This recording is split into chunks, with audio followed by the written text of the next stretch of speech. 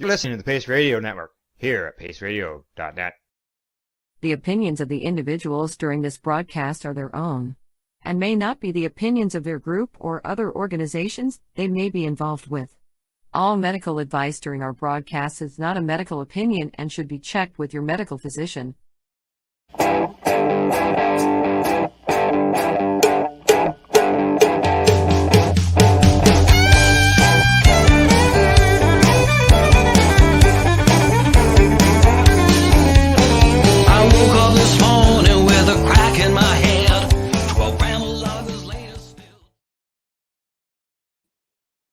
Good evening and welcome to the Pace Radio Show. We're live here at paceradio.net and cbgtv.com.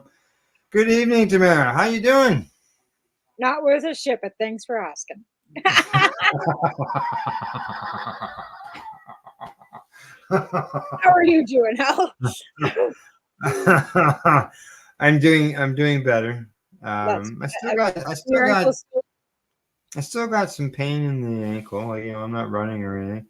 I still got some stiffness in there, but it's maybe it's just some lingering stuff. It's not. I'm not going to run out to the mail or anything like that to get the mail anytime quick. But I can still walk out there and be crutch free. Don't need the crutches, right? So right, yeah. But I still got some pain going on. When do you have a follow up with a doctor? Do you have a specialist to see? Like, what's No, just take your meds until they're all gone, which they are, and carry on. So what if it's not swollen? It's not swollen or anything, and it wasn't an issue with any ligaments or muscles or anything, right? Because it was a skin infection. Is really what it was. Right. So your skin's the biggest organ we've got in our body. Oh yeah. We don't give the credit because it is our biggest organ, right? And we don't like a lot of people don't take care of their skin at all. Like, drinking water. If you don't drink water, it really causes issues for your body. Or dealing with solvents and stuff. I know when I was younger, wasn't never worried about thinners or gasoline or anything like that. And that gets on your hands. It's entering into your system. Acetone and hair color and peroxide, and that's why we work acetone, right? Oh yeah, right. Yeah, we work with all that stuff. Like, as a young person going to hair school, I was 16, and you're exposed to all that ammonia and all that acetone and. What were you using? I guess you're using the acetone for cleaning the nails, eh? Yeah, acetone. We were using it for paint stuff. Well, yeah, but now that's how you remove the acrylic nail, right? So, and you to remove any gel nail polish or any chrome nail polish, because acetone is the base of nail polish too, right? To be fair. So, and back in the days too, they didn't have the regulations on a lot of the chemicals that they have now. So, and even with hair color, the ammonia levels in perms and all that stuff, we should have been wearing masks and we wore gloves. But now you're probably because the smell of the acetone, the smell of the nail polish, right? Okay, which brings me back to a memory of the old days, back with treating yourself and doing the different shows and trade shows and events in and around Toronto, educating people about cannabis. And this was before legalization was even here. And we were at one show, and we had some plants. At that time, we were bringing plants right into the show with us. Oh, yeah, we had live plants there, and someone complained to the show organizers that their plants were making their customers nauseated. Oh yeah. So the thing is, the booth that was complaining was a nail polish booth that had people obviously using nail polish remover. Yeah. But yet it was the cannabis plants that were making people feel nauseated. Yeah. Oh yeah, that must have been it. Yeah, it must have been. Just the ridiculousness of that whole statement. We're Yeah, using yeah. a nail polish remover, and we've got, eye waxers and defoliates and all kinds of stuff over here to rip your skin down and, tear your nails down. But hey, it's the cannabis that's making us sick. Like, what Yeah. hypocrisy, right? Like, that's straight up chemical when you got natural. Oh, that ivy over there is making us sick. Because Yep. at some point, those plants don't even smell. Like, until they're Really? really in flower, they really don't have. I mean, to be fair, when they're in veg, they do have a bit of an odor, but not unless they're in full flower. They actually smell. Well, I don't recall if it was that particular show, but there was one show where we were moved because the plants were in full bloom, and I'll tell you, they Oh, then maybe were a little bit pungent, yeah. they were critical mass, Oh, and they stunk like yeah. cat piss. Man. Yeah, a little bit pungent, yeah. Oh yeah. And the booth that was complaining was saying that the smell was getting into the clothing that they had on display. Oh, I think that's a bit excessive. I don't think that would be the truth, but okay. So they moved us into the horticultural section. Where's the smell going to go now into the dirt? You know? Oh boy. Yeah, that's probably a better spot to have you anyways in horticulture. Rather than the clothing section, I mean, hemp, it can be made. Well, it's just, we were back then, we were the only cannabis booth. Maybe Calm might have been in a show here and there, because I did see them at one show. But the majority of the time, we were the only cannabis booth that was at these events, because this was like 2010, right? well before legalization. I had on that because I remember the kind cafe in downtown Toronto too. That were the milkshakes and the oh yeah, I had them. They were good. I had a hot chocolate. Right. I remember we had a show not too long ago. And I was saying there was a place downtown Toronto that I'd been at. I'd gone to Vape Central. I had gone to Calm my first trip to Toronto. And there was another place that I'd gone to. I couldn't remember. It was the kind. It wasn't the hot box. And that's where okay. That's Tracy worked there. And that's how I first saw Tracy. Was they had a documentary or some sort of something on either CBC or something, and Tracy was on TV. Like, she was there, like their interview, and she showed them around the Decline, right? So yeah, that was my first exposure to that. So I had to go there when I went to Toronto the first time. So I did. I got to go there and have one of their cannabis milkshakes and it was great. But you could rent a room.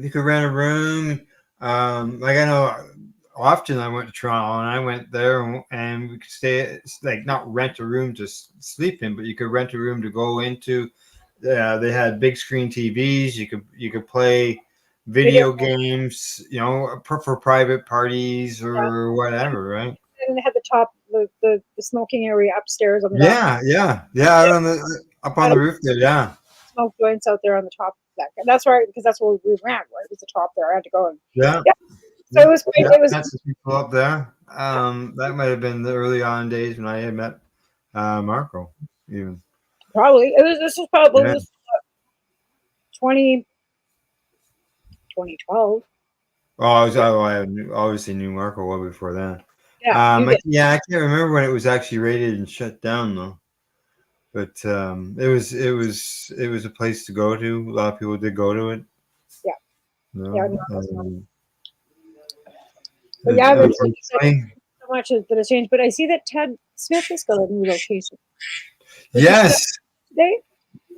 Yes, I seen that in the. He posted that. Yeah. And they might be able to have a lounge in there. They've got the big enough location. Correct. How it all panned down was through the insurance company. Correct. I saw that and I thought, great, because now they're going to have more than 40% of the building space or something, he said. That fellow that's got to get the insurance company might be able to help other people get into the insurance portion, which seems to be the issue with landlords, to have vape lounges. Because if they can be insured for liability for a vape lounge with all the specifics, and landlords are okay, what's to stop people from opening vape lounges then?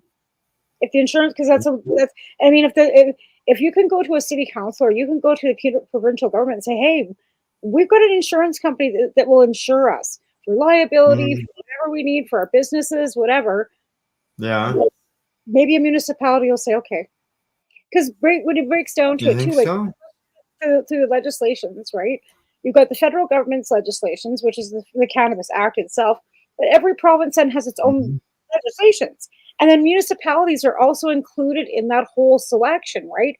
So even when you go to open Yeah. an LP or a store, you have to have the municipality's approval, you have to have the provincial government's approval, and you have to have the federal government's end off approval, right? So at the end of the day, as long as the municipality's written off on it, then why would the province say, well, if the municipality is willing to give you the business license, willing to back you, the landlord's willing to, what's to stop you? Mhm. Yeah. Well, I've got Ted's Facebook page up here, and he says that they're moving from the back of their present location to the front of it. And he says that they got an eviction notice because we didn't have business license or insurance. He says the landlord is okay with us, but their insurance company found out that we were here and refused to work with us. Until a month ago, they were looking for options. This is this insurance agent, and Ted's got the name here. It says Summit Commercial Insurance Solutions.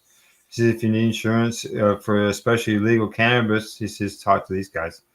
It says the insurance company has decided that we need to occupy 40% of the building, and it says currently we have 20%. But because they got the full administration offices and everything for the whole thing, they said that the space will be about 40% of the building. So the insurance company will do it. And you see the landlord's whole attitude changed once they've got insurance, because then the liability is off the hands of the landlord. Then the landlord is exempt from any liability, and they're more than willing, right? They want the money. They want that place. They want that place rented. They want the cash. Like, let's face it. He says that there's a big room. You should be able to turn it into a lounge. We're moving into the old location at the Canada Mall, beside where the screen ceiling lounge used to be. I remember having to talk about those stories on the news. Yeah, because the Canada was supposed to be a big thing when they had everything lined up for that, and then it all fell apart. Yeah. He says it will be run by volunteers. Well, yeah, because the overhead is going to be a lot higher. Oh yeah. And you got to cover the overhead first, right? And I mean, like I said, how many patients are more than willing to go and spend 4 hours a day helping other patients? Like, I know, like I said, if I lived in the area, I'd be more than happy to go spend 4 hours a day down there out of my own time to volunteer my time to help other patients. It would be not. It's like volunteering. It's like going to the hospital and volunteering and putting some time in. And then engaging with the community too. And rebuilding you got to think too. Really, a lot of the patients are in this to help other patients. Again, right? And then building a community that's been lost. And by volunteering in a place like this, that's exactly what you're doing. You're helping patients. Did you know a non-for-profit can open a compassion club, or a non-for-profit can open a legal, medical, or legal recreational store? Yeah. What was it? For-profit. It's in the list of corporate ways you can open a store or a licensed producer, a non-for-profit organization. I thought you had said there that a non-profit organization could open a store within a store. No, you can open a store. Okay. Yeah. Okay. All right. Okay. I missed. Okay. Yeah, I was just so you know, I went, hang on here. I saw the regulations today, and it was saying a license, like, because it's kind of screwy the way where I was on the BC government website, right? And yeah, you're mentioning stuff about this before the show. So what's going on there? Like, networking license or something? Different licensing, cannabis networking license, and BC has some other different, like, I don't know if it's just BC, if it's Canada wide, but there's different marketing. Like, as a BC marketing license, it's a marketing license for cannabis. And I was looking up stuff today on my show, and I found this marketing license, which basically means you're a broker in Canada. License. I'm just going to look it up here. License for cannabis. Apply for a cannabis marketing license, and this is through the BC government. So I looked up this website, and it tells you how to do it. So apply for a cannabis marketing license. Authorization to promote cannabis for the purpose of selling it in BC. and it's called a cannabis marketing license. And I'd never heard of this. And it says before you start, you must be 19 years old. You must be a standalone business, such as a private corporation, public corporation, sole proprietorship, partnership, society, or nonprofit corporation, Indigenous nation, extra provincial company that is registered in BC. And learn more about starting a or business in BC. You do not have to be a citizen or resident of BC or Canada. Oh, really? You don't even have to be a resident. So you'd have to be a registered, I would assume, registered nonprofit. It says society or non-for-profit corporation. It doesn't say it's corporation. Corporation is a big word. I don't know what non-for-profit. I didn't know there was non-for-profit corporations that existed. To be fair, because most corporations are all for profit. Or all for profit. Yeah, that's what it says. But yeah, it's kind of like I said. I was like, because again, had no guests, so I was kind of scoping around for information, stuff to talk about, and that's what I came across. Oh. Yeah. Well, interesting. Like I said, so basically you can apply for this license, and I didn't get too delved into all the details. I would assume, so you would get a job with a producer or with whether it's a producer of cannabis itself or whether it's somebody who's creating different products. Allows a licensee to promote the product of licensed federal cannabis producers to a licensed cannabis store and people 19 years or over. Yeah, that's what I was into. Yeah, so basically, like you have to take your selling it right, which is like, whatever. But you can be information about the application to directors, shareholders. You have to have partnerships, screen checks, security screening checks, refund and application fee includes screening fee $500, annual renewal fee $200. So basically, this is saying that you can purchase or whatever you're promoting the products of licensed federal cannabis producers to anybody over the age of 19 licensed cannabis stores. So that means you can basically they're giving you a license to be a drug dealer. Now you can get one. It only costs you $500 a year. So you get that for $500. Then you can go find a job through some processor. Yeah. And then you could start going around to the stores and trying to sell their product.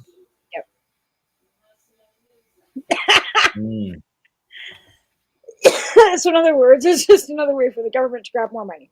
Yeah, because I don't know. I don't know of any other sales. That's like a salesman's license. I guess somebody who's selling houses would have to have. I'm assuming may have to have a provincial license. They have to have a realtor's license. Yeah. Yeah. So that would be a provincial thing. Yeah. So I guess that would work the same way then. I don't know whether they have it. You can sell directly from the producer to the store. You don't have to go through the LBD, right? So as long as they've got packaging, and the producer has to have its own lab testing and all its own packaging and all that licensing itself, right? Which is a different licensing. Then they can just go through with it. Yeah. There she goes. She just hasn't. We've had. Who's frozen? Me or you? Must be you. Yeah. We had some snow today. Oh. Now you're frozen again. Yeah. You had snow today.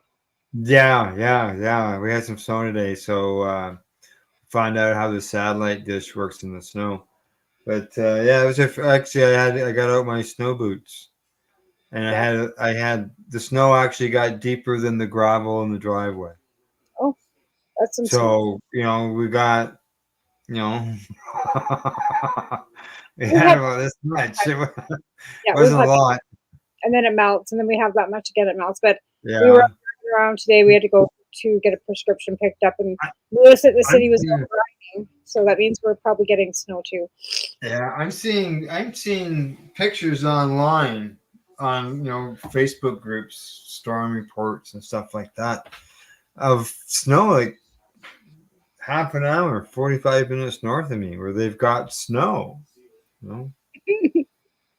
So it's missing us. It's just skimming over top of us today. We got a little bit of it. I wouldn't complain. I don't want to shovel the shit. I don't mind the snow. I just hate having to shovel it. especially when it's heavy and wet. Like I don't mind it, you know, if it's like. Well, hey, have you tried? Have you tried the cooking oil treatment yet? What? Yeah, like put like Pam spray, the Pam spray, whatever for frying pans. Put that on your snow shovel. And that wet snow that sticks to your shovel, apparently it won't. Oh, interesting. No, I've never tried that. I tried I the whole, I've never tried it myself. I tried the whole Dawn dish soap and fucking peroxide and salt fucking mix and put it on your stairs and it melts everything and then it stays melted. That was a fucking pile of shit.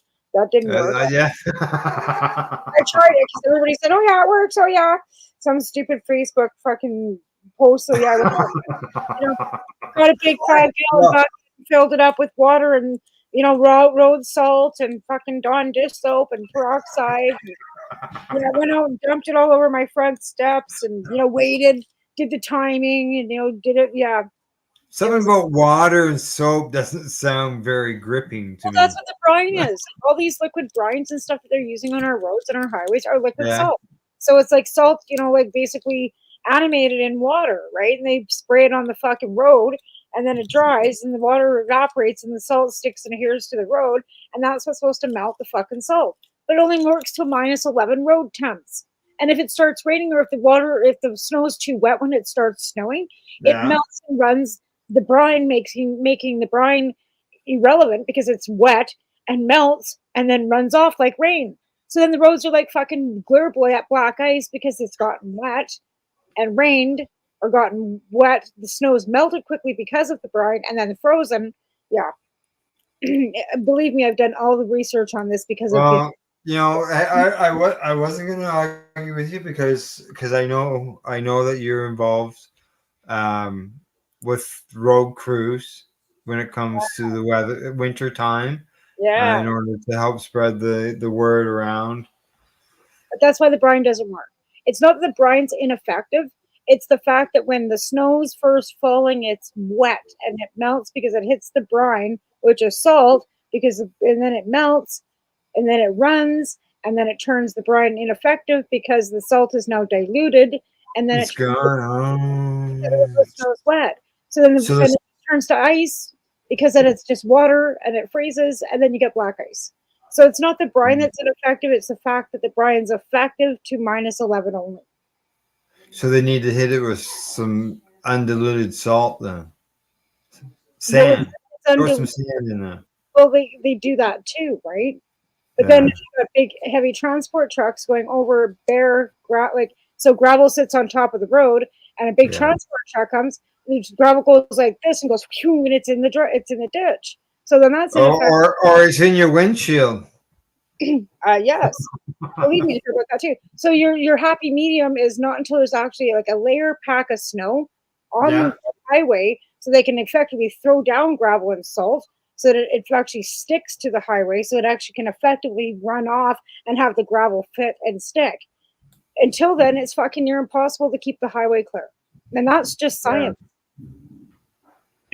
That's just the inevitable have been run and how many things that they've done. And, you know, like they've tried using beet juice too, thinking that. Well, that's what I was thinking when you started talking about the brine. I was thinking, isn't there something to do with beet juice? Yes. And effectively the beet juice is because it's sticky, right?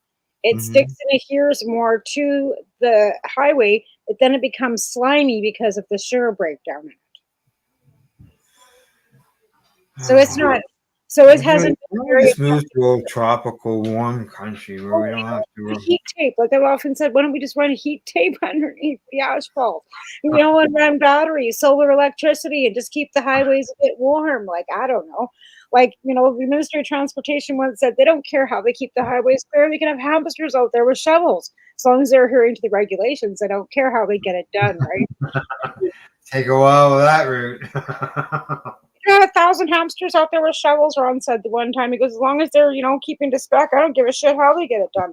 Because in hindsight, the ministry can't and doesn't tell them how to do day-to-day operations out there, right?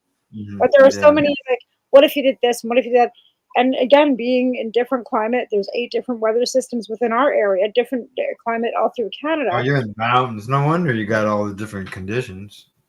That too. But even like in the prairies, like, the blowing snow across the, the highway, which again polishes the ice, which makes it near impossible to break that ice down because you can't break it down with just salt alone, right?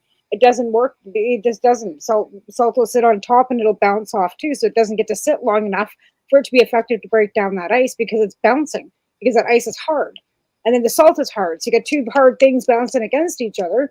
It's not going to adhere to the ice, so it's not going to be able to melt that ice.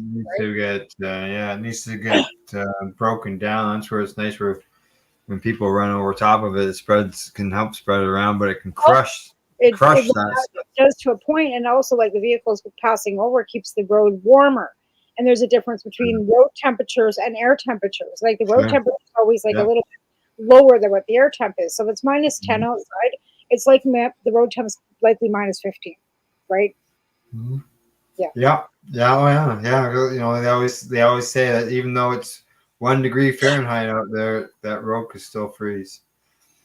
Absolutely. Depending on where and how much sun it gets, and if it's tree covered or not, is there water beside it, and what's the humidity in the air? Like so many variables, or what happens with the weather and how the weather affects our conditions, which affects then the road condition. And we can't control the weather. Like I can't control like the blowing snow and it looks like Star Wars and it's coming at your fucking headlights. Well, why not?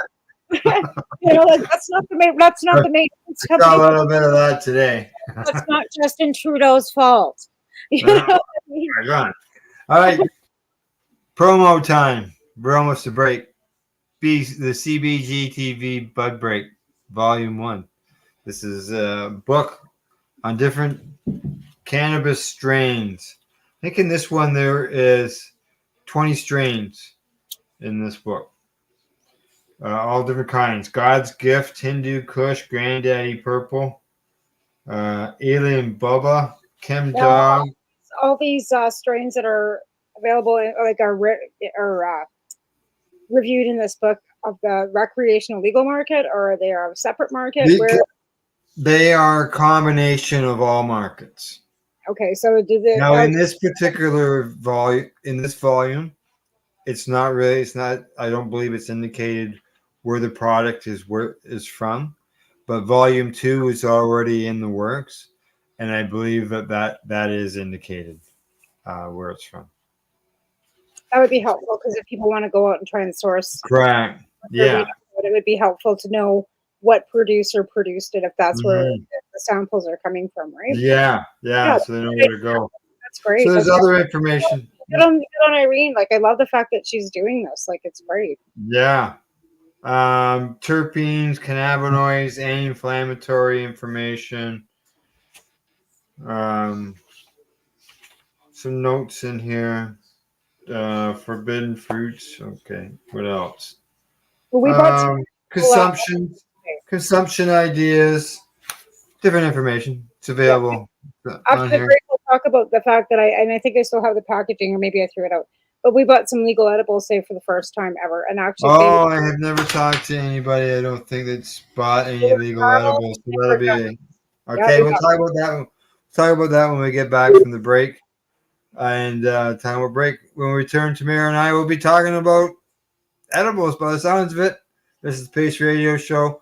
We're live here at paceradio.net. And before we play our commercials, a little more information on that Bud Break book. See you shortly. Announcing CBG TV's Bud Break book. Get your copy now. Detailed strain reviews. Every purchase supports the ongoing efforts of CBG TV. Available from Amazon and at cbgtv.com or scan the QR code. You're listening to the Pace Radio Network here at paceradio.net. When you have a pain that's reached its peak, Legacy for 20, it's so unique. If organic cannabis is what you seek, here's your trusted partner 7 days a week. Suppository salves, vapes and drops, topicals, edibles, infused pop. Just when life seems like it ain't easy, at Legacy 420, enjoy a pop freezy. Lab tested products, make them the GOAT. Legacy 420 out on your road. Legacy 420 in Tyendinaga Mohawk territory. Indigenous organic cannabis at its finest. Let's share PACE everywhere. That way it can help create peace. People everywhere advocating cannabis education. Are you looking to get your medical cannabis grow license? Limestone City Hydroponics can help patients through the process of obtaining their license to grow medical cannabis. What's that? You don't have a doctor. If you meet the medical criteria, Limestone City Hydroponics has a nurse practitioner who can assess and provide medical cannabis prescriptions. What are you waiting for? Contact Limestone City Hydroponics at limestonecityhydroponics.ca or call them at 613-548-0420.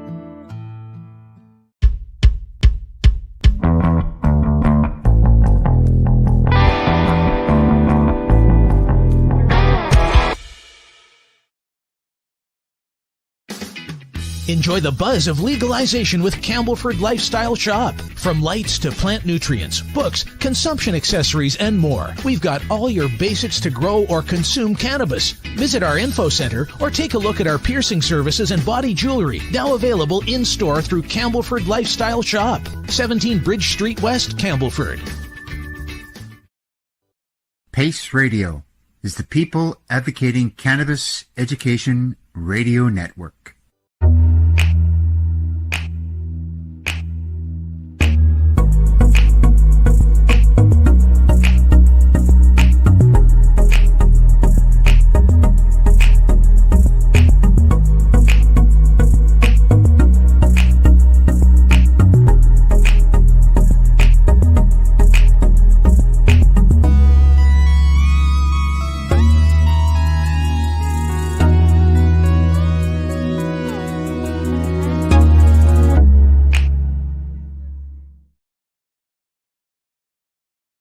Limestone City Hydroponics is Kingston, Ontario's hydroponics shop. Take your growing to the next level and create the optimal environment with a tent kit, or maximize your yield with an ebb and flow flood table kit. Either way, Limestone City Hydroponics has more sizes and options to fit your needs. Are you looking for the power of the sun that adapts to your budget? Then look no further, as they have professional grow lighting. They have indoor grow systems that are easy and cost effective, with many options to fit your living space and lifestyle. Cultivate your growing potential. We have everything you need to succeed. And if you can't make it to the store, they offer local delivery to the greater Kingston area.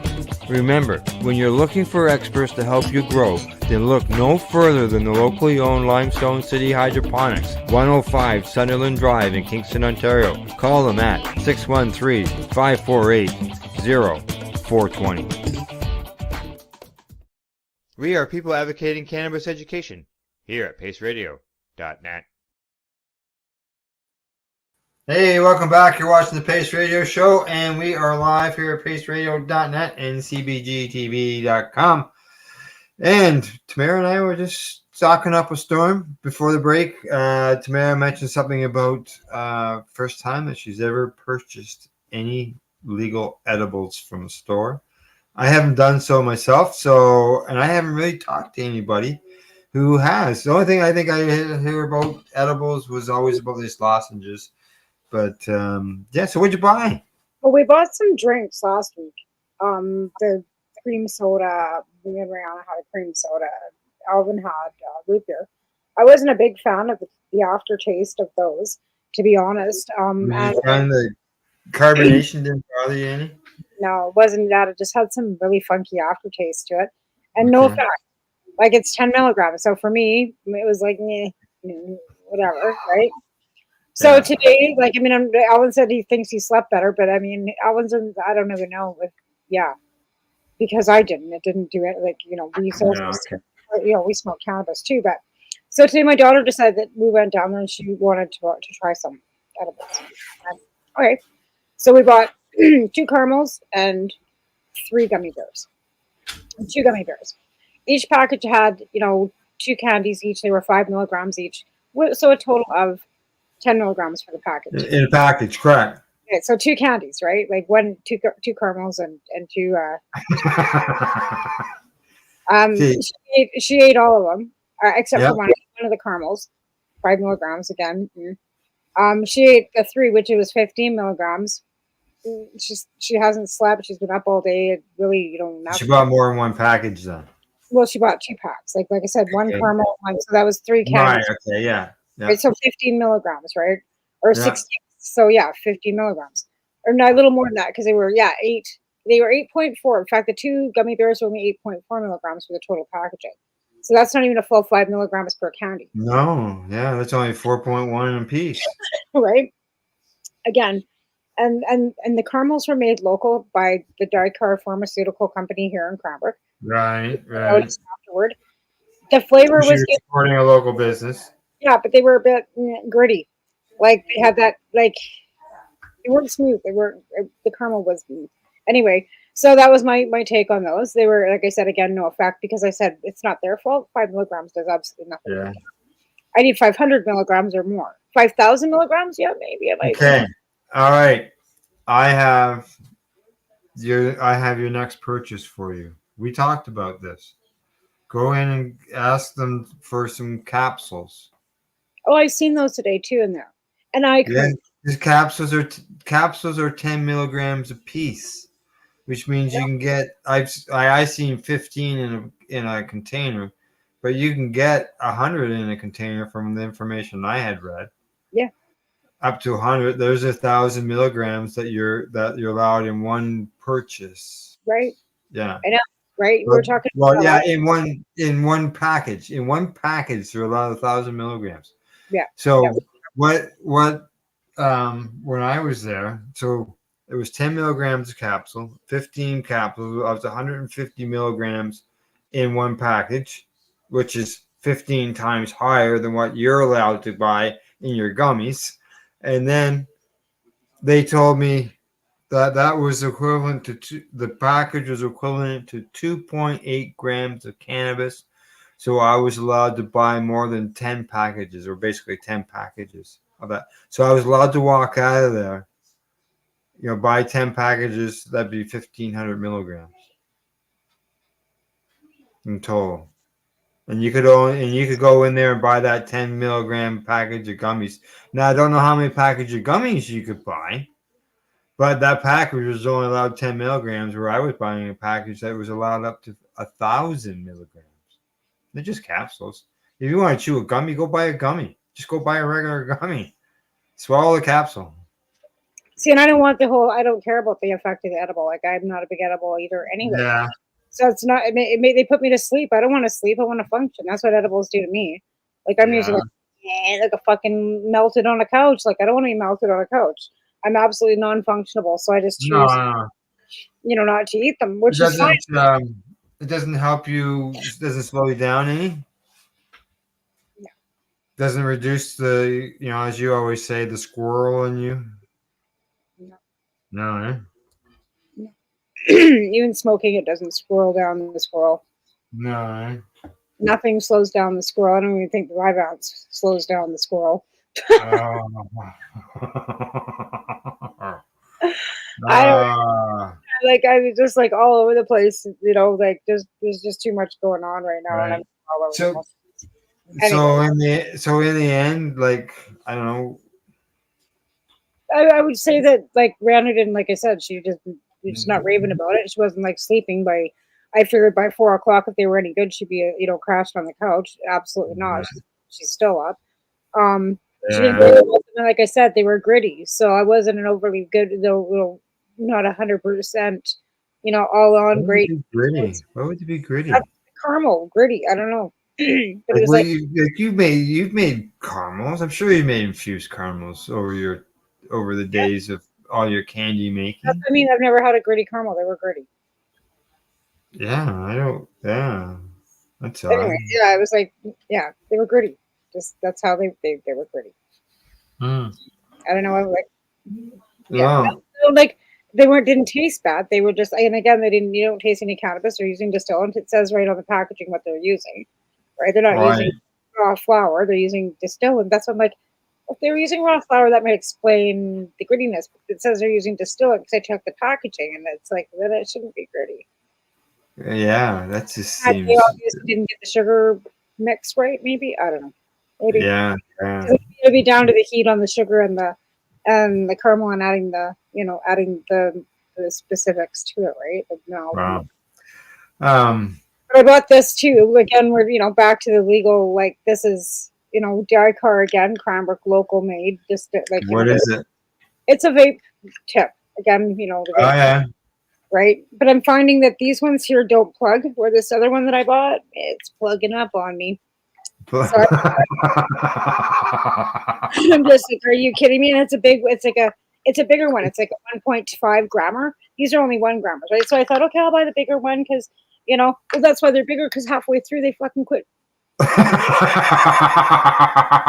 you gotta like suck your brains out to get them. I don't think you can return those as being. Not when you've smoked like 90% of it. It would happen when I first, it was full and it was all plugged up, but I couldn't get anything out of it. Yeah, you could take it back. But I've smoked a lot. I've smoked 90% of it. So it still should be able to be smoked right down to the end of it. I shouldn't have to leave a quarter of, my purchase. They don't take that non-smokable stuff out of the quantity that's in there. No. Right. So they would assume that you should be able to finish it. I mean, if you suck your brains out, siphoning fucking gas. Get it going. But you can even see it's, bubbling the resin through the end of the tip, and you get, stuff in your mouth, and it's like, yeah. I had one that I pulled it right out. Yeah, this is took it out of the garbage can here there recently. Yeah, here you go. I got. Yeah. It's got a little.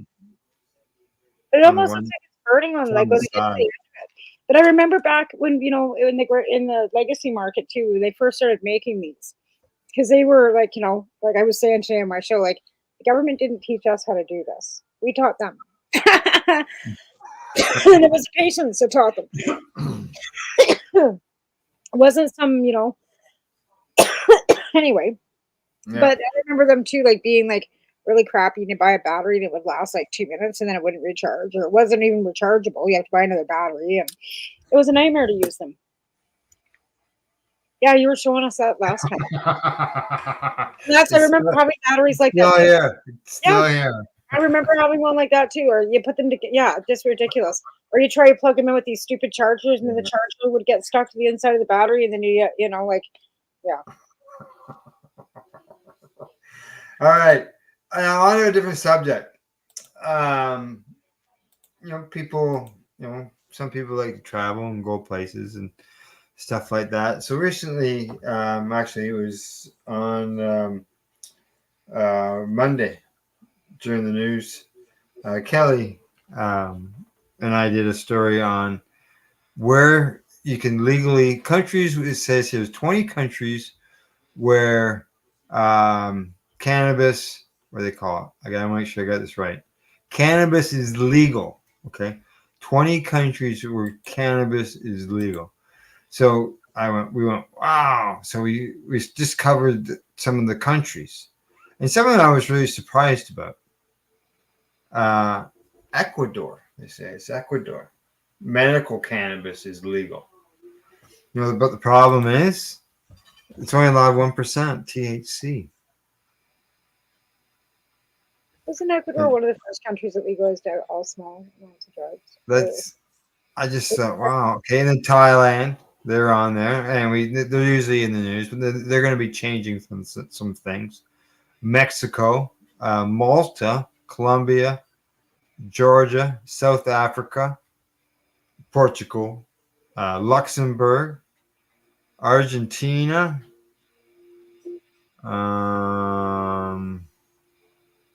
Let's see. After that, Italy. Really?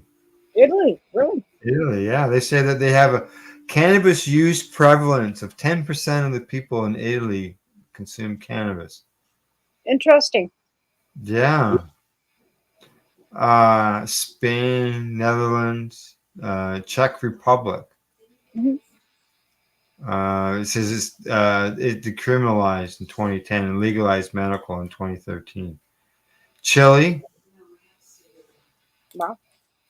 All right, that's a rundown of the bottom 14. The top 5: Israel, 14%. They say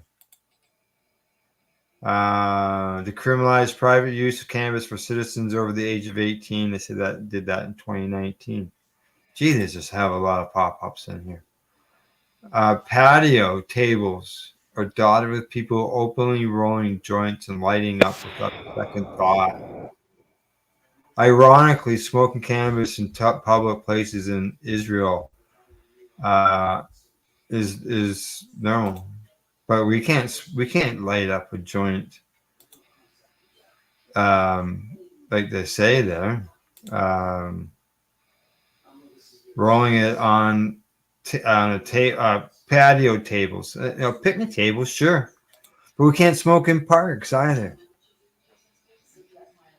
right? So now,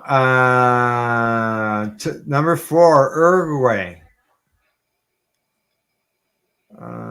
They sell theirs through pharmacies. It says here 37 pharmacies. They don't sell it in a store. You gotta go to a pharmacy. I think people have to register as well. There. What is this ad stuff? Too many friggin' pop-ups. Israel. Okay, did that one. Yeah, let's just hit that button right there. See all. Okay, Jamaica. Of course. You would think so, right? Jamaica, 18%. But again, like if you talk to people that are from Jamaica, a lot of them don't smoke cannabis in Jamaica too. Right? Yeah. Because we've had some guests on the radio show. Yeah. And they've talked about that. Yeah. They decriminalized possession of under 2 ounces in 2015. Now we got the top 2 here. Down to the top 2. Now the title was top 5 countries where cannabis is legal. Okay. The USA, in my mind, is a country where it's not legal, and Canada is a country where it is legal. Canada comes in number 2 at 20.7% of prevalence cannabis use. And the United States, it comes in number 1 at 22.8%, but it's not legal. That's what it's not legal in the United States. Federally, it's not legal. Legal in the U.S. No, it's not. No. They're pushing something really hard about that right now. It's one thing that the progressives are really pushing with Biden right now is legalizing cannabis. For some reason, that's in the background. It's really something that they're pushing hard for. Well, I sure hope that it comes up in this next election for them, because that could be a possibility. In fact, it might doesn't make sense.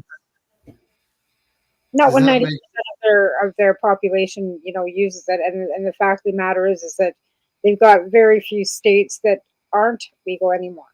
In fact, I think that the matter of the states that are legal matter the states that aren't, and even if they're medical.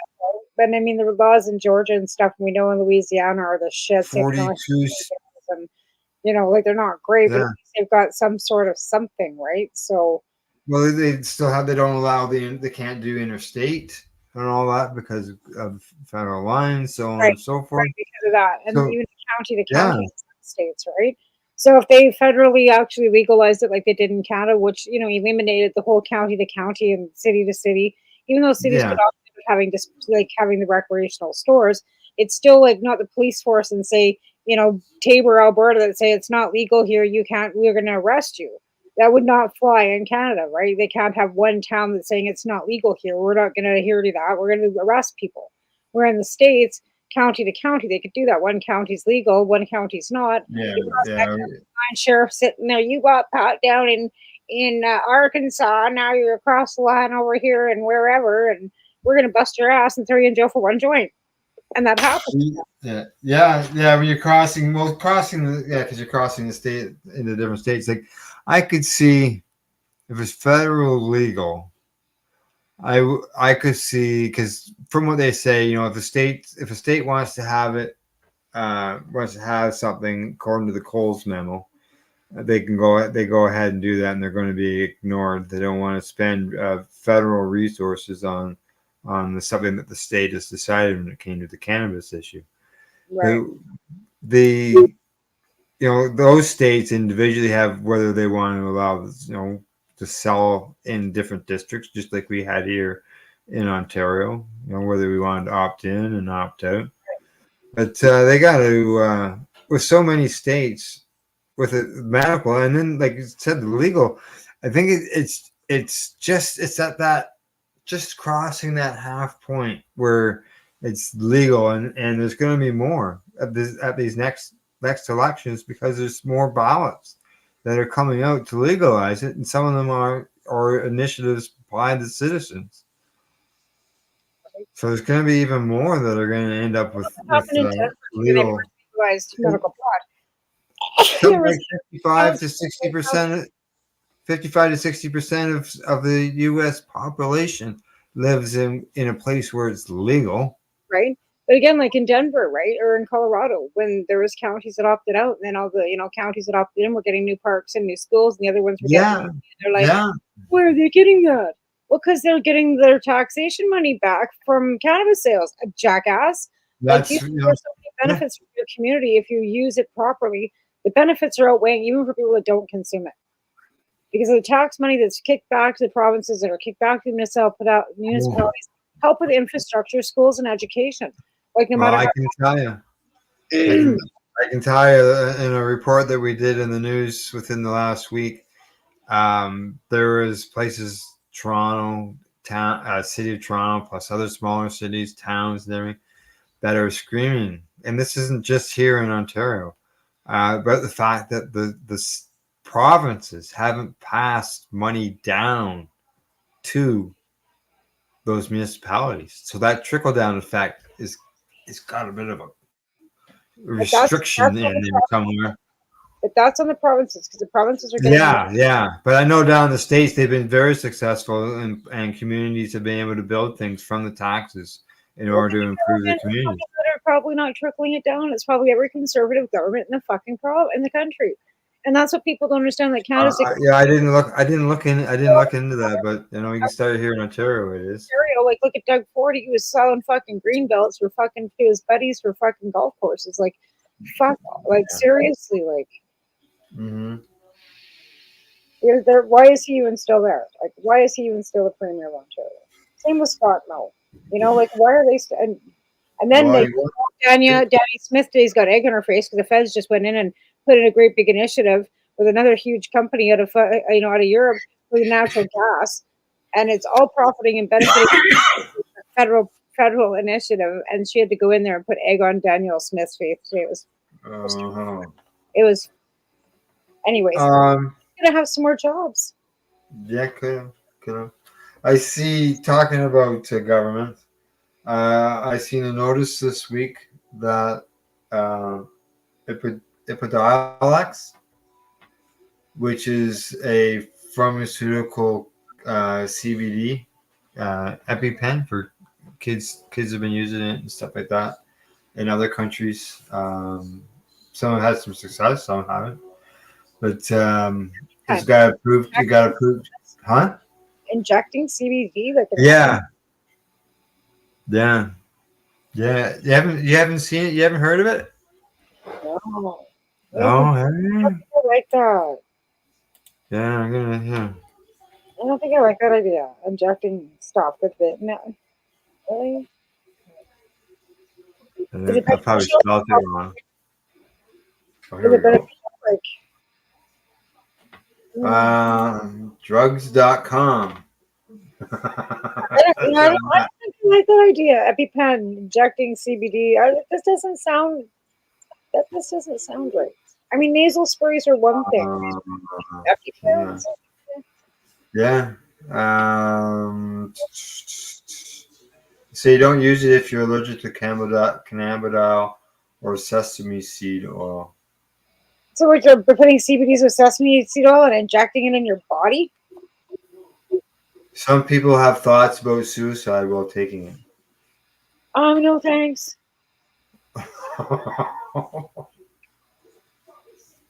Say it's not approved for use for anyone under the age of 1.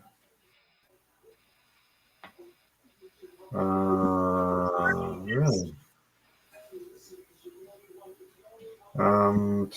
Yeah, I'm just looking for how they say it's administered. Yeah, use the dosing syringe provided.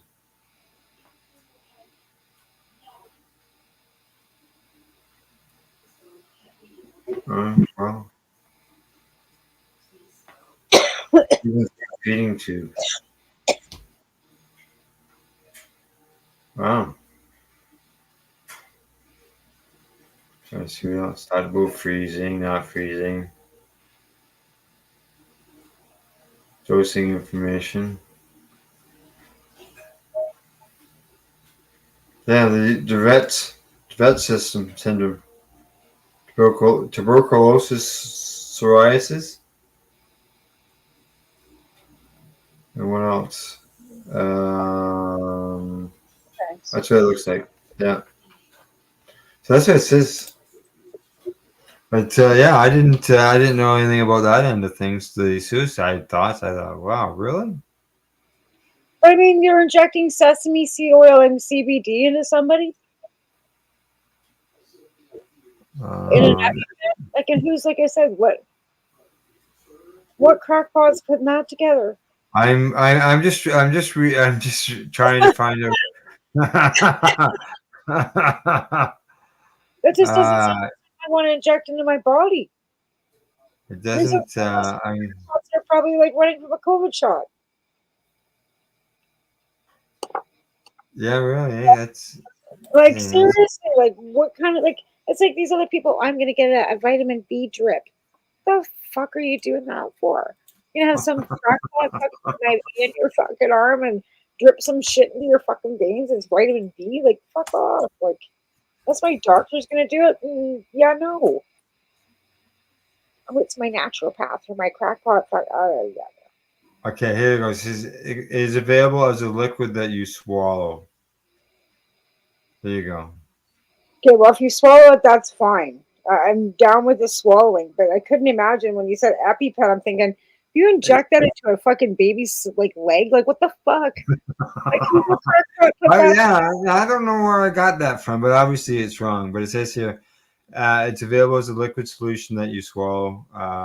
You should always use measuring syringes.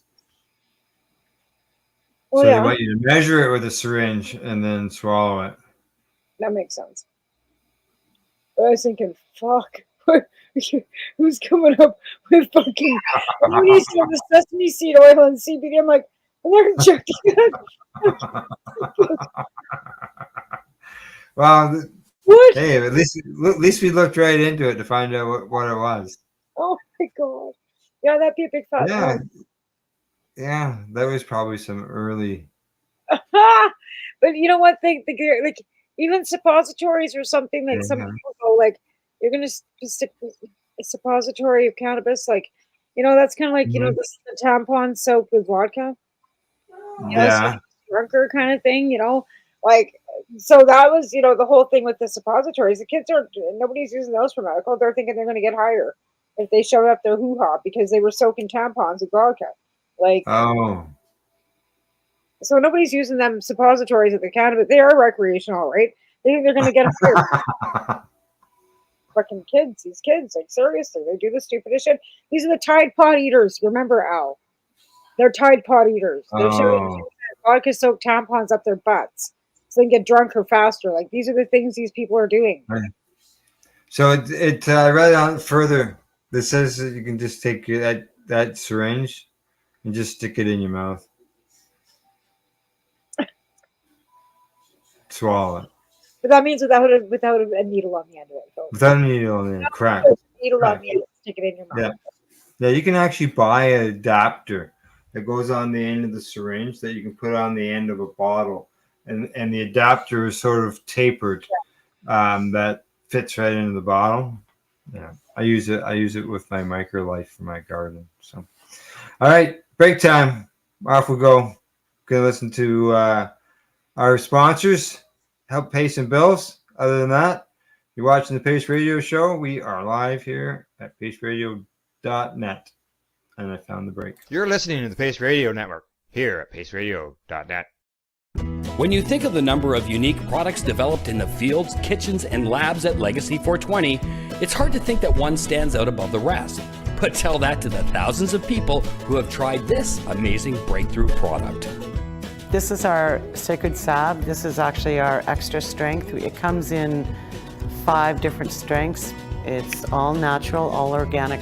It typically works within 10 to 15 minutes of putting it on. It's good for arthritis, it's good for inflammation, any kind of pain. We're very proud of it.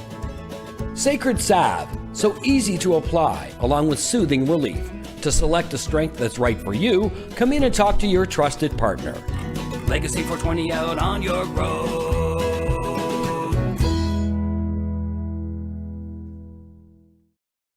Pace Radio Network. By patients, for patients, and for those who want to know. Enjoy the buzz of legalization with Campbellford Lifestyle Shop. From lights to plant nutrients, books, consumption accessories, and more, we've got all your basics to grow or consume cannabis. Visit our info center or take a look at our piercing services and body jewelry, now available in-store through Campbellford Lifestyle Shop, 17 Bridge Street West, Campbellford.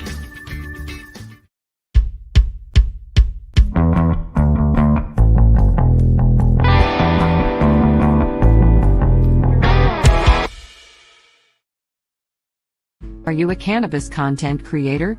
Are you looking for a place to have your content seen? If you answer yes to both questions, then you need to check out cbgtv.com. Let's share Pace everywhere. That way it can help create peace. People everywhere advocating cannabis education. Limestone City Hydroponics is Kingston, Ontario's hydroponics shop. Take your growing to the next level and create the optimal environment with a tent kit, or maximize your yield with an ebb and flow flood table kit. Either way, Limestone City Hydroponics has more sizes and options to fit your needs. Are you looking for the power of the sun that adapts to your budget? Then look no further, as they have professional grow lighting. They have indoor grow systems that are easy and cost effective, with many options to fit your living space and lifestyle. Cultivate your growing potential. We have everything you need to succeed. And if you can't make it to the store, they offer local delivery to the greater Kingston area. Remember, when you're looking for experts to help you grow, then look no further than the locally owned Limestone City Hydroponics, 105 Sunderland Drive in Kingston, Ontario. Call them at 613-548-0420. You're listening to the Pace Radio Network here at paceradio.net. And you're watching the Pace Radio Show. We're live. paceradio.net, cbgtv.com. Okay, Tamara. Now here's a story that I saw in the news. You know, I'm involved in the news twice a week, so I'm always watching the news, right? And this one here, I know that Pace, we had a sign on a float several years ago in Campbellford. That was on a float with Canada Days, who is now the Campbellford Lifestyle Shop, one of our sponsors here. They had a float in the parade for the business. So Shallon created a big sign for Pace and put the Christmas theme to it and the whole bit, and which is fine. Well, I don't see anything wrong with that. It's a business. It's got a cannabis float. But there's some location here in Ontario that a float was actually giving out cannabis. Now, they said they made sure that they gave it to people who were above age. You're allowed to gift. You're allowed to gift. We had a Canadian Therapeutic Cannabis Partners. We did the car up green little puffs one year too for our Sam Steele days here in Cranbrook. And we all wore white lab coats, and we handed out pamphlets for Canadian Therapeutic Cannabis Partners Society. But we didn't hand out. We handed out gummies, like little packages of Welch's, nothing cannabis, but we were. Yeah, Yeah. nothing was cannabis. Correct. Now if you were well, depending, because you could only 30 grams gifting. But then again, basically you probably have to legally have your serve it or sell it right ticket, right? And as long as everybody had their licensing to give it away and they knew the person was over the age of 19, I don't have a problem. They give it. I'm not sure how it was done, how it was distributed. I'm talking about Campbellford Lifestyle Shop right there. I'm not sure how it was distributed, but if you at 30 grams you're allowed to give up as far as a gift. That in this day and age you could give out 60 dog walker joints. That's joints that are 5 grams or less. Right. Well, you could you could roll up 5-gram joints and hand them out to people over the age of 19, as long as you don't hand them to a 12-year-old. Right. I mean, it's in public space. That's a really hard one to that's a hard one, because again, then you're in a public space. You're in a public. It's not. I don't know. Licensing. Yeah. Like handing out free shots. You know what I mean? Like a liquor store handing out free little shots in a glass that was all contained like a little baggie full of like vodka. So if you want to, even though we know that alcohol and cannabis are totally two different things, I'm not saying that, but because they're licensed under the same regulations, shots. It says here they are alleged to have distributed unspecified cannabis products. That's all it says. And so, yeah, they are upset that it put the safety of the community members at risk. Where was this? Where was this? Six Nations Council. Nations. So on one of the I'm the newspaper is the Sarnia Observer. See, and that's different too, because they do things. It's down by that. It's down Six Nations. It's down by. So is it a First Nation on the First Nations land? Correct. Yes. Okay, so then pretty much that's not right. They do have their own regulations. That's their own. Like, you know what I mean? Like, I understand people being upset in the community because they were worried about. Yeah, there's people that were upset. I guess it's like, could you walk around at a Santa Claus parade and give out little bottles of whiskey and rye that you can go to little minis? Right, same thing. It would be the same thing. And look upon it, and a lot of those indigenous nations are dry nations. They allow cannabis, but they don't allow the sale of alcohol. You don't Would it be considered a promotional item? Mind you, it's still on the reserve, but in the rest of Ontario, would it be considered a promotional item, which is frowned upon? Well, that too, but now that this new cannabis marketing law, I don't know, like, you know what I mean? Like, there are those cannabis markets. You walk around and right, and your card attached to them, like. Walk around parks. Santa Claus parade promoting. Yeah, well, it says anybody over the age of 19, you can sell to anybody over the age of 19 in any licensed store. So really, like, do they have to? What does that say? It does. It says licensed stores or anybody over the age of 19. So that means that these people can come to me and say, "Yo, you want to buy a pound of weed? $300, like 30 grand." Here's my card. They have to have background checks. Oh, okay. It just seems weird. Okay. It just seems like that's marketing license. Like, what the fuck? Products were given away in nondescript containers. But who are they giving? Just so you know, the business who did that has said they won't do it again. And there's a bylaw or whatever being put in to that effect, letting everybody know that you can't do that. I get that. I get that. Yeah. But I mean, they said there's, if they're having no minors allowed, like that's understandable, right? Like even when you're having like an open house at your store, say, or the barbecues and stuff, no kids are milling around, I'm sure, at those barbecues because it's a store. Like even the store I go into, it says right on the door, no minors allowed, not even with parents. Like I cannot take Taven in that store, even if he's with me. No way, man. Even with Rihanna, like with the tobacco, with the vaping, she didn't have her license. All she had was a picture. She's 31 and I'm her mom. And I said, that's my daughter. I just had her birthday. It was 2 days ago. Right now, she's got to go. Mm-hmm. They're pretty strict, even with the nicotine and stuff, too. So, yeah, no minors. Nicotine is... Vaping, like that's the thing. Yeah, well, I know I've gone into the drugstore and I've seen nicotine products that are there. Oh, they got whole stores They're here. on display. So these are flavored ones. They have whole stores here. They have disposable ones. They got all flavored kinds. They got different little jars of different flavored tobacco. Yeah. This is more along the lines of the gum or something like that. It was for like for people like Nicorette or whatever it's called. Yeah, no, this is the vape shops here are the same thing as the cannabis and sex shops. They gotta have their windows covered.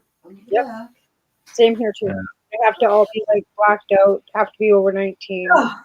It's like and they're mixed in with bongs and stuff because like the one store used to be a bong store and he couldn't get his cannabis licensing, so he got the vaping licensing instead. Apparently it's easier to get than cannabis, so he went out, but he still got all the fancy bongs and I bought a t-shirt at an adult sex shop that says W, big capital W, capital I, like the game we. Yeah.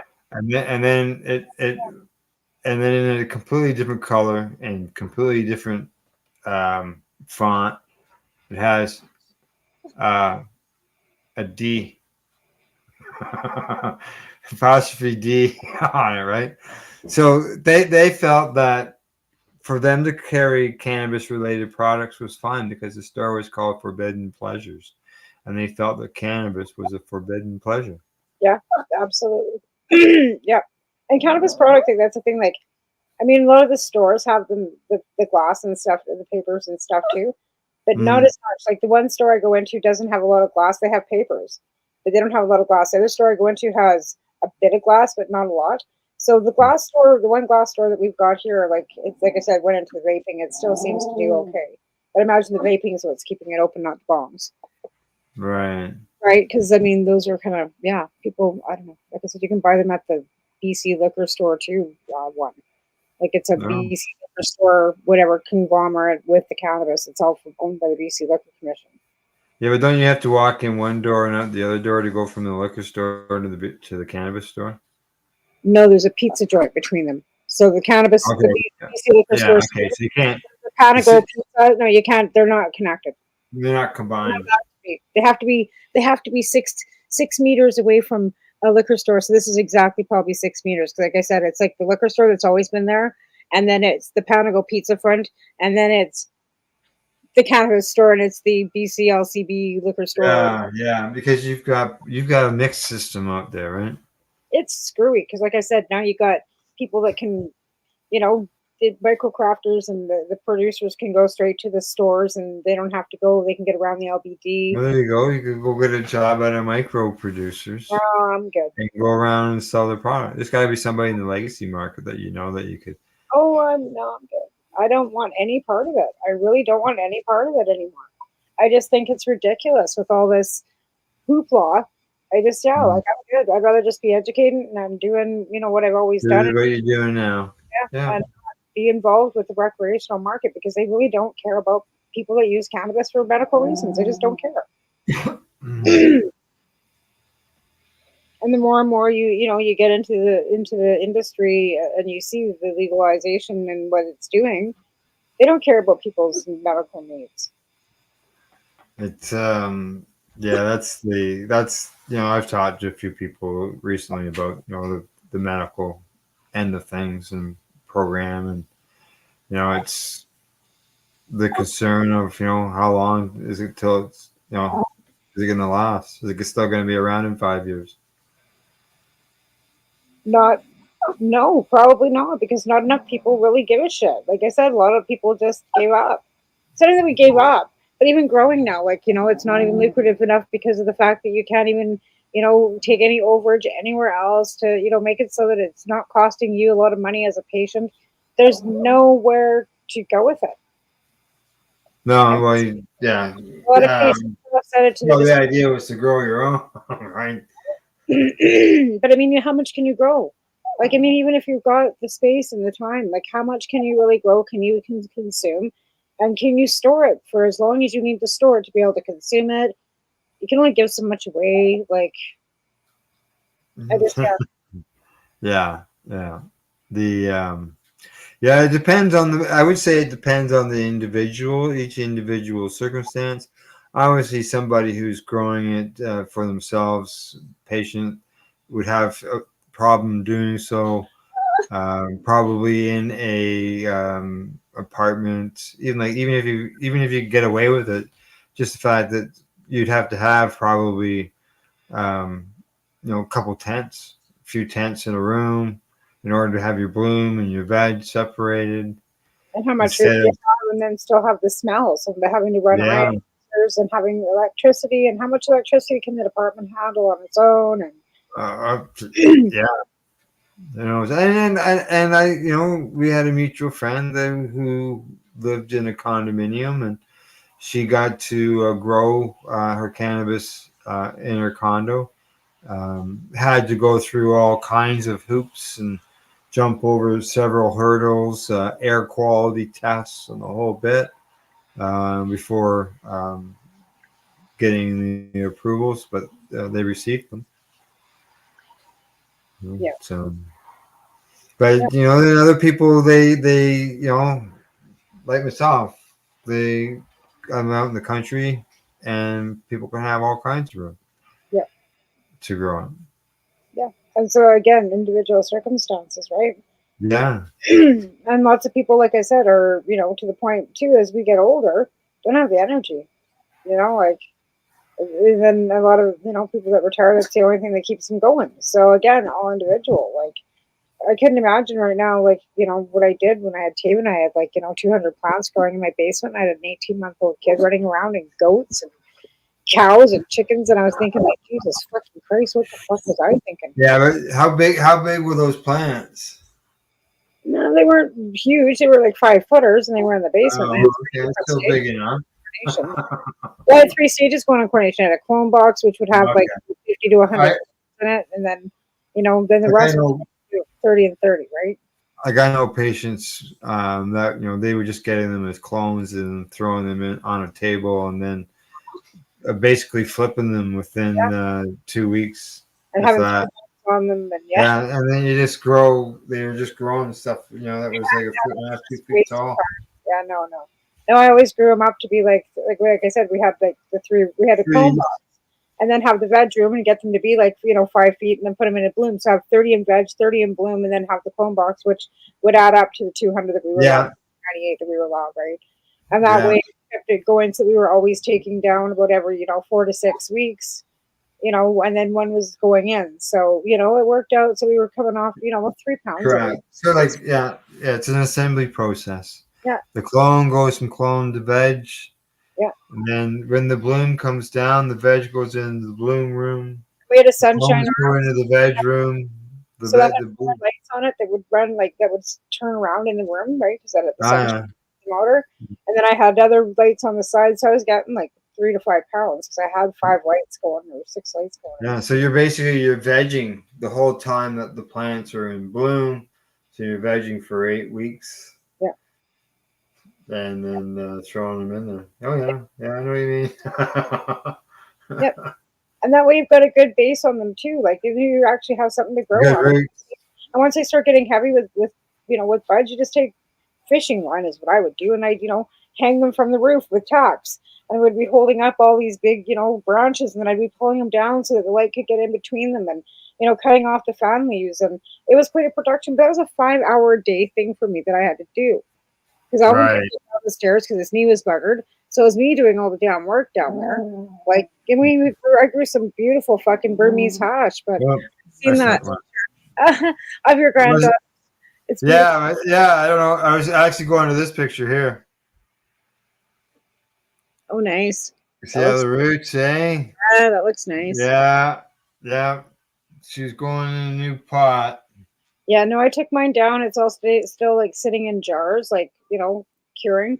I haven't even tried it yet, and it's been down now for a month. You can have a good root. You can have a good root base. Good, good production. Yeah, I haven't got anything to grow right now. And everything seems to be dominated with aphids on my fucking tomato or my rose bush. So I'm glad that I didn't have any cannabis in there because the aphids kind of went through my fucking herb garden and stuff in my kitchen. Oh, did they? Yeah, that's never good. I already taken down the cannabis. The cannabis was already down, so yeah. That's yeah, good. just came in. Yeah, aphids, fuckers. Anyway, don't have to deal with that. The rose bush is almost dead, so I'm gonna put it outside. Well, once your plants are gone, so are the aphids. Right. Hopefully. Yeah, I was been trying to treat it because I really don't want to throw the rose bush outside. I wanted to keep it. But, yeah, I guess going outside it's not quite. No, it's freezing. It's like -7, -8 every night now. Like, the frost, the kill. Frost and snow and way back, I can remember being involved, taking cannabis plants from an outbuilding to a house. We walked, I'm gonna say maybe 20 feet, 15 feet. If that. Yeah, dead. Yeah, that cold air hits them and it's all over. Any plant, as soon as it hits cold air, boom. The only thing that actually I did was I have a plant at work that was a spider plant and had all the babies on it, and I cut them all off and I put them in a brown paper bag and I brought them home and they all lived. Yeah, but I put them in a brown paper bag too, so the air didn't touch them. They were inside a bag. Right. Right from the store into my warm car, right from my warm car into the house, and it was like about 10 steps too, but they seemed to be okay. But they were in a brown paper bag. Yeah. No, I've lost hundreds of plants because of cold. But yet, well, this year, I had frost, I had snow on my plants, and they're still going. They're not anymore, but right. I was able to. They didn't die, during that time. Mind you, that they were.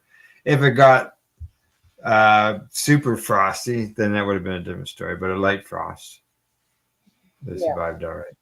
Yeah. No, we've had a couple of dumps of snow, and like I said, we must be getting snow again in the forecast because when I was out, the city was out grinding the roads. So that's an indication that we're going to get snow.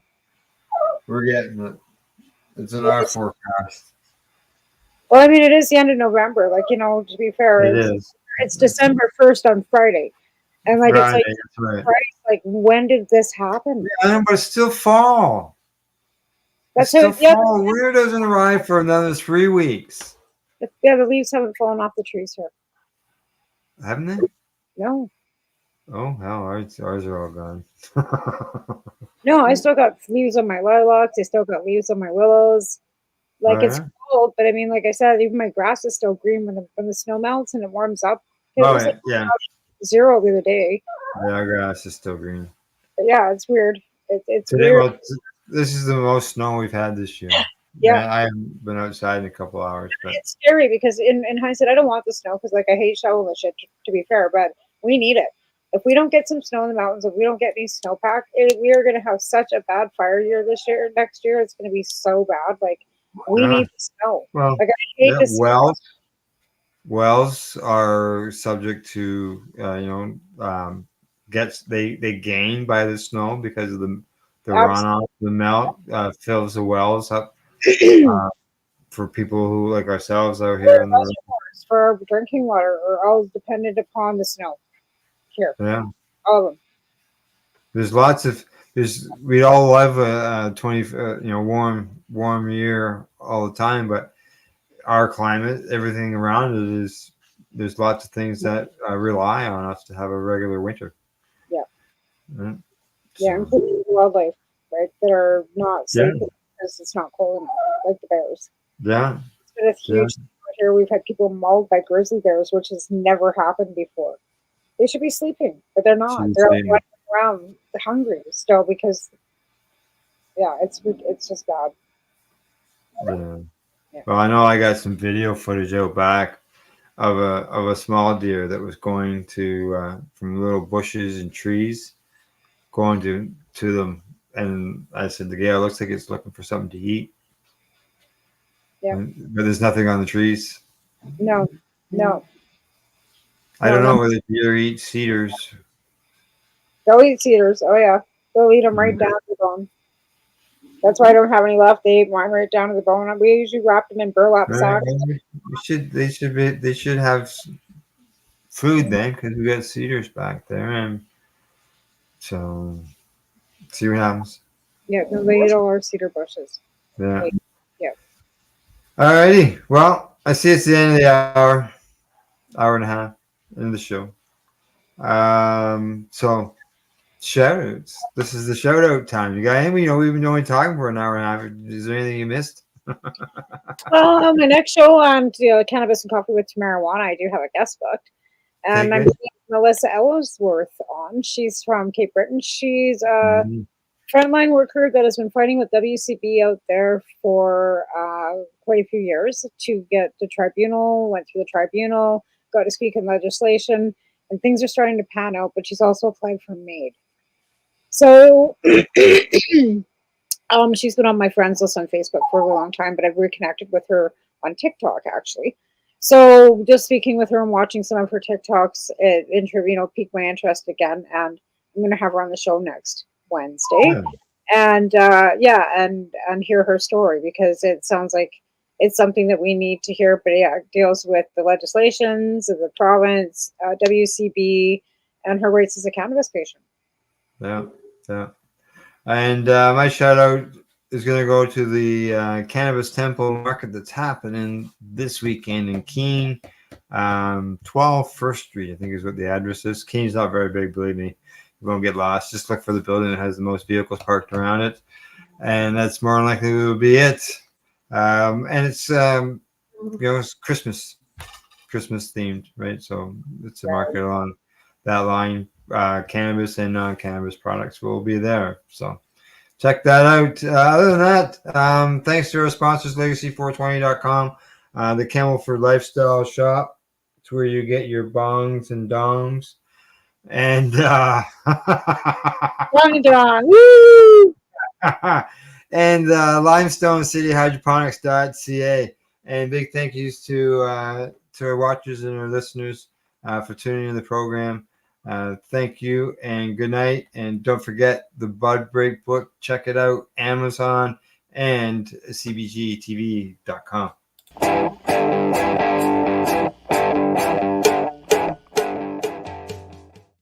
The opinions of the individuals during this broadcast are their own, and may not be the opinions of their group or other organizations they may be involved with. All medical advice during our broadcast is not a medical opinion and should be checked with your medical physician. You're listening to the Pace Radio Network, here at paceradio.net.